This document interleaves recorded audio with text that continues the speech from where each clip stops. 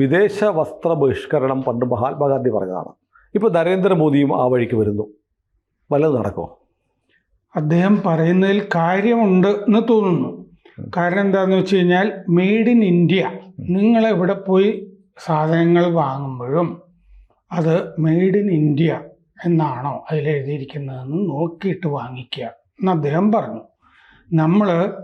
അദ്ദേഹം പറഞ്ഞ വാചകങ്ങൾ തന്നെ പറയാം. ഗണേശ വിഗ്രഹങ്ങൾ പോലും നമ്മൾ വിദേശത്ത് നിന്ന് ഇറക്കുമതി ചെയ്യുകയാണ് ഇപ്പോൾ. ചെറിയ കണ്ണുള്ള ഗണേശ വിഗ്രഹങ്ങൾ കണ്ണ് മര്യാദയ്ക്ക് തുറക്കാറ് പോലുമില്ല. ഹോളിയുടെ നിറങ്ങളും വിദേശ നിർമ്മിതമാണ്. ഗ്രാമങ്ങളിലെ കച്ചവടക്കാരെ പ്രോത്സാഹിപ്പിക്കണം. എത്ര ലാഭമുണ്ടായാലും വിദേശ ചരക്ക് അവർ വിൽക്കരുത്. അലങ്കാര വിളക്കുകൾ, പടക്കങ്ങൾ, കളിപ്പാട്ടങ്ങൾ, വിഗ്രഹങ്ങൾ ഇതൊക്കെ ചെറിയ വിലയ്ക്ക് ചൈന ഇന്ത്യയിൽ ഡംപ് ചെയ്യുന്നുണ്ടല്ലോ. അതാണ് മോദി ധ്വനിപ്പിക്കുന്നത്. അത് നമ്മൾ നാടൻ നിർമ്മാതാക്കളിൽ നിന്ന് വാങ്ങിയാൽ മതി. പ്രതിദിന വിദേശ ഉൽപ്പന്നങ്ങൾ നമ്മൾ വാങ്ങുന്നതിലൊക്കെ ഒരു വീണ്ടും വിചാരം വേണം എന്ന് അദ്ദേഹം ഗുജറാത്തിൽ ഇന്നലത്തെ ഒരു റാലിയിൽ പറഞ്ഞു. എന്നിട്ട് പറഞ്ഞു, ഒരു പൗരനെന്ന നിലയ്ക്ക് ഞാൻ പറയട്ടെ, വീട്ടിൽ ചെന്ന് 24 മണിക്കൂർ നിങ്ങൾ ഉപയോഗിക്കുന്ന വിദേശ വസ്തുക്കളുടെ പട്ടിക തയ്യാറാക്കുക. അപ്പോൾ കാണാം, ഹെയർ പിന്ന് മുതൽ ചീപ്പ് വരെ വിദേശ നിർമ്മിതമായ വസ്തുക്കളാണ് നിങ്ങൾ ഉപയോഗിക്കുന്നത്. ഇന്ത്യയെ രക്ഷിക്കാൻ, ഇന്ത്യയെ നിർമ്മിക്കാൻ, ഇന്ത്യ വികസിക്കാൻ ഓപ്പറേഷൻ സിന്ദൂർ പട്ടാളത്തിൻ്റെ ചുമതല മാത്രമല്ല 140 കോടി പൗരന്മാരുടേതുമാണ്. അതാണ് മോദി പറഞ്ഞിരിക്കുന്നത് പ്രസംഗത്തിൽ. അപ്പോൾ നേരത്തെ പറഞ്ഞതുപോലെ നമ്മൾ ഒരു കോളനിവൽക്കരണമൊക്കെ നടന്നിരുന്ന കാലത്ത് വിദേശ വസ്ത്ര ബഹിഷ്കരണം എന്ന് ഗാന്ധി പറയുന്നുണ്ടായിരുന്നു.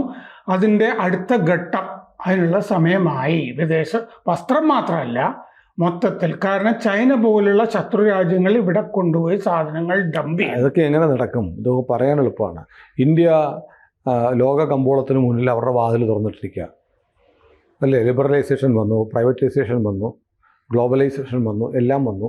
എന്നിട്ട് നമ്മൾ സ്വകാര്യ മൂലധനത്തിന് വേണ്ടി എല്ലാ രാജ്യങ്ങൾക്കും കച്ചവടം നടത്താനൊക്കെയുള്ള സ്വാതന്ത്ര്യം, അവകാശം കൊടുത്തു കഴിഞ്ഞു. പണ്ട് മൊറാർജി ദേശായിയുടെ കാലത്ത് കൊക്കക്കോള നിരോധിച്ചിട്ടുണ്ടായിരുന്നു. ഇപ്പോൾ പെപ്സിയും കൊക്കക്കോളയും ഇന്ത്യയിൽ വന്നിട്ട് ഇവിടെ ഉണ്ടായിരുന്ന ലോക്കൽ ബ്രാൻഡ്സിനെ മുഴുവൻ അങ്ങ് വാങ്ങി. ഓർക്കുന്നുണ്ടല്ലോ പഴയ ബ്രാൻഡുകൾ, തംസപ്പ്, ഗോൾഡ് സ്പോട്ട്, ലിംക, ഇതൊക്കെ ഇന്ത്യൻ ബ്രാൻഡുകളായിരുന്നു. അതൊക്കെ ഇപ്പോഴും ഉണ്ട്. ആദ്യമേ ചെയ്തത് ഈ ആഗോള ഭീമൻ വന്നിട്ട് പെപ്സിക്കോയും കോക്കും വന്നിട്ട് ഈ ബ്രാൻഡുകളെ അങ്ങ് വാങ്ങിച്ചു. എന്നിട്ട് നാമമാത്രമായ തോതിൽ അതുണ്ടാക്കി കിട്ടുന്നുണ്ട്. അപ്പോൾ ഇന്ത്യൻ സാധനങ്ങളെ മുഴുവൻ ഇവരങ്ങ് വിഴുങ്ങി ഏറ്റെടുത്തു. എന്നിട്ട് അവരുടെ ബ്രാൻഡ് വിൽക്കുകയാണ്. ഇതിൽ നിന്ന് ലിസ്റ്റൊക്കെ ഉണ്ട്. മോദി പറഞ്ഞാലും എങ്ങനെ മോദിക്ക് മോചനം കിട്ടും? അതായത് മോദിക്ക് ചെയ്യാവുന്നതും, മോദിക്ക് ഈ വക ഉൽപ്പന്നങ്ങളൊക്കെ ഇറക്കുമതി ചെയ്യുന്ന പരിപാടി നിരോധിക്കാം. അതിനുള്ള അധികാരമൊക്കെ അദ്ദേഹത്തിന് നിരോധിക്കാൻ പറ്റില്ല. അദ്ദേഹത്തിന് നിരോധിക്കുമോ? ഗ്ലോബലൈസേഷന്റെ ഭാഗമായി പറ്റില്ല. അതിന് ഈ ചൈനീസ് ആപ്പുകൾ, ചൈനയുടെ നിക്ഷേപങ്ങൾ, ഇൻവെസ്റ്റ്മെന്റ്, ഇതൊക്കെ നിരോധിച്ചിട്ടുണ്ടല്ലോ. ടിക്ടോക്ക് ഉൾപ്പെടെ നിരോധിച്ചു. പക്ഷെ ഉദാരവൽക്കരണത്തിന് വേണ്ടി നരസിംഹറാവുവിൻ്റെ കാലത്ത് കമ്പോളം തുറന്നു കൊടുത്തു. അതിൻ്റെ വാതിൽ കൂടുതൽ വിശാലമാക്കി തുറന്നു മൻമോഹൻ സിംഗ്. മോദിയും ആ പാതയിലാണ് പോകുന്നത്. അപ്പോൾ എന്തെങ്കിലും ഇഷ്യൂ പറഞ്ഞ് ടിക്ടോക്കിനെ സുരക്ഷാ പ്രശ്നങ്ങൾ പറഞ്ഞ് നിരോധിക്കാം എന്നല്ലാതെ ചൈനീസ് ഉൽപ്പന്നങ്ങൾ പോലും സമ്പൂർണ്ണമായി നിരോധിക്കാൻ പറ്റില്ല.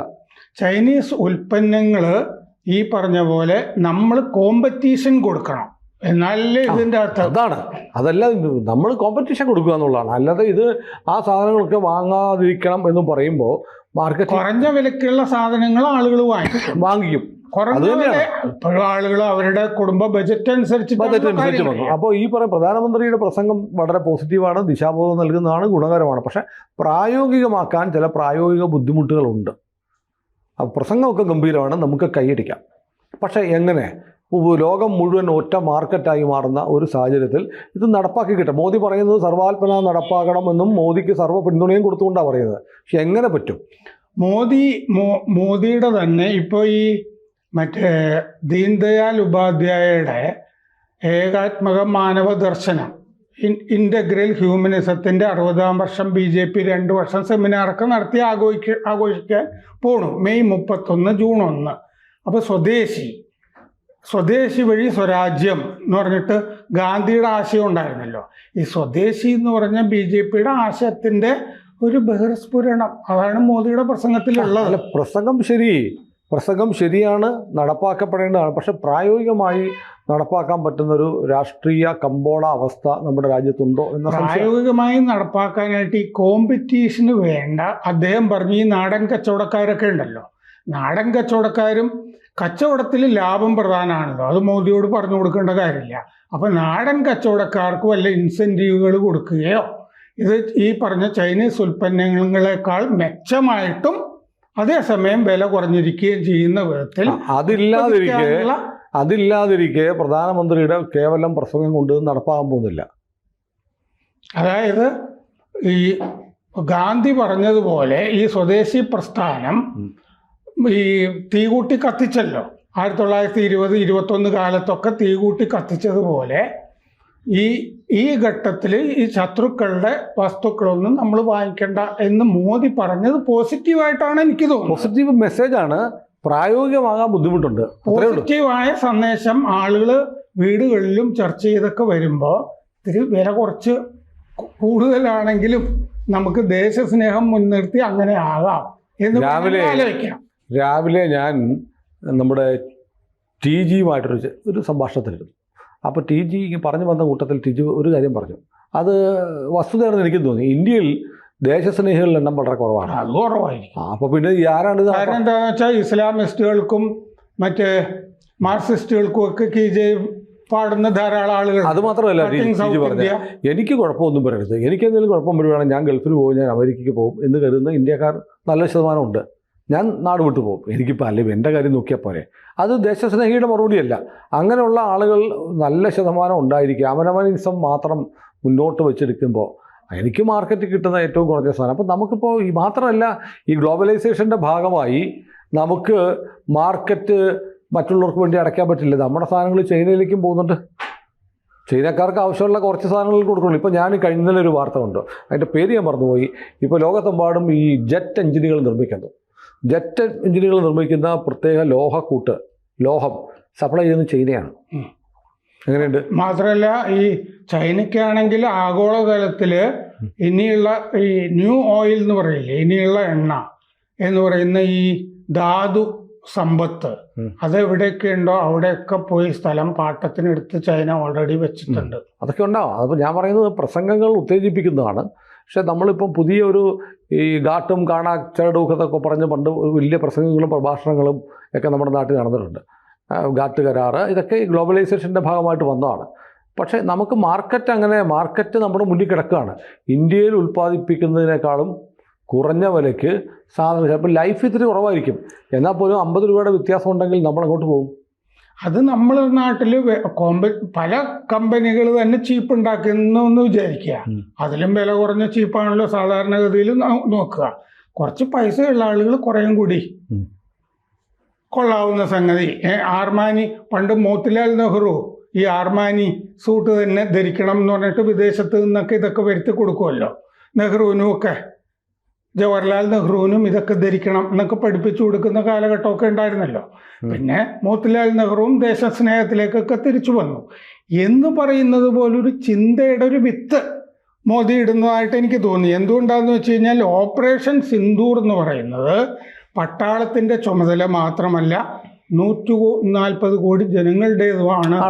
സംശയമില്ല. വേണമെങ്കിൽ നമുക്ക് ചെയ്യാം, വ്യക്തിപരമായി നമുക്ക് ഒഴിവാക്കാൻ പറ്റുന്ന സാധനങ്ങൾ ഒഴിവാക്കാം. ഇപ്പോൾ അതാ എൻ്റെ പക്കലിരിക്കുന്ന ഈ മൊബൈൽ ഫോൺ ചൈനയുടെയാണ്.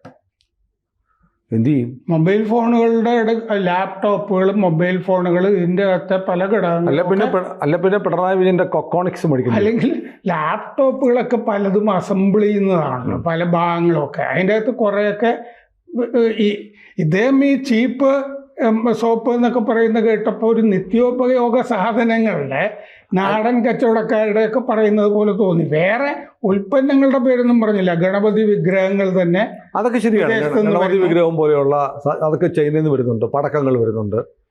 അതൊക്കെ നമുക്ക് ചെയ്യാവുന്നതാണ്. പക്ഷേ നമ്മൾ ഈ പറഞ്ഞ പോലെ ഈ സോപ്പ് ചീപ്പൊക്കെ നമ്മൾ ഇന്ത്യൻ സാധനം തന്നെയാണ് ഉപയോഗിക്കുന്നത്. അതെ, അതൊക്കെ സാധാരണഗതിയിൽ വിദേശത്ത് നിന്ന് വരേണ്ട കാര്യം. ഒരു കാര്യമില്ല. ഹെയർ പിൻ എന്നൊക്കെ പറയുന്നത് ചിലപ്പോൾ ഹെയർ പിന്നിന്റെ അകത്തൊക്കെ അല്ല, ഇത് വരുന്നുണ്ട്. ചൈനയുടെ ഒക്കെ റബ്ബർ ബാൻഡ് ഇല്ലേ, റബ്ബർ ബാൻഡ് കളിപ്പാട്ടങ്ങളൊക്കെ ധാരാളം കൊണ്ടുവന്ന് ഡംപ് ചെയ്യുന്നുണ്ട്. ഏതായാലും മോദി മുന്നോട്ട് വെച്ചിരിക്കുന്ന ആശയം മഹത്തരമാണ്. പക്ഷേ മാറിയ ലോക കമ്പോള വ്യവസ്ഥയുടെ ഭാഗമായ ഇന്ത്യക്ക് എത്രത്തോളം ചൈനയെ ചേർത്ത് വെക്കാൻ പറ്റും? പ്രധാനമായിട്ടും ചൈനയാണ് ഉന്നം. അതെ. കൂടുതൽ വാർത്തകളും വിശേഷങ്ങളും നിങ്ങളിലേക്ക് എത്താൻ ABC മലയാളം സബ്സ്ക്രൈബ് ചെയ്യുക, ബെൽ ബട്ടണും അമർത്തുക.